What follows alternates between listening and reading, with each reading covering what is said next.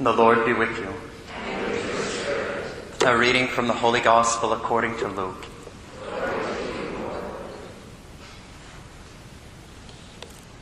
When the days for Jesus to be taken up were fulfilled, he resolutely determined to journey to Jerusalem, and he sent messengers ahead of him.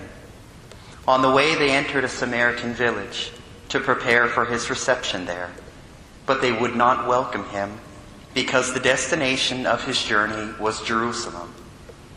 When the disciples James and John saw this, they asked, "Lord, do you want us to call down fire from heaven to consume them?" Jesus turned and rebuked them, and they journeyed to another village. The Gospel of the Lord.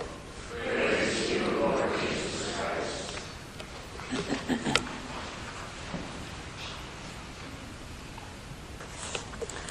On the feast day of St. Padre Pio, if any of you had a chance to read the Office of Readings, you came across part of a letter that he wrote to his spiritual director shortly after his reception of the Stigmata.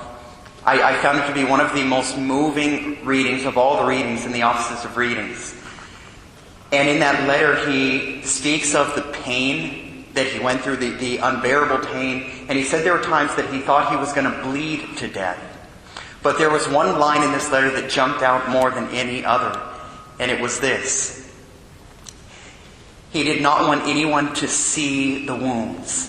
He didn't want to draw any attention to himself whatsoever, and so he writes, "I will raise my voice and will not stop imploring until in his mercy our Lord takes away not the wound or the pain, which is impossible, since I wish to be inebriated with pain, but these outward signs which cause me such embarrassment and unbearable humiliation."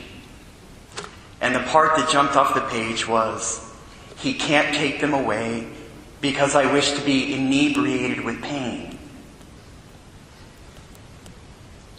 Padre Pio didn't desire pain for its own sake.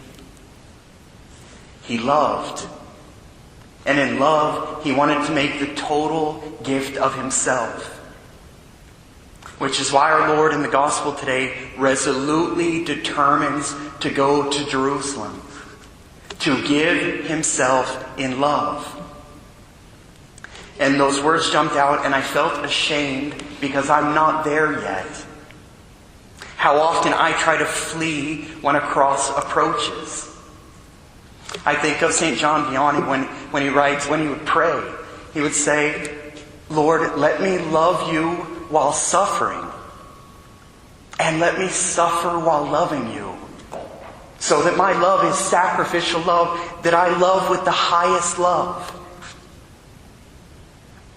We ask our Lord for the grace as we receive him today to learn how to love as he loves.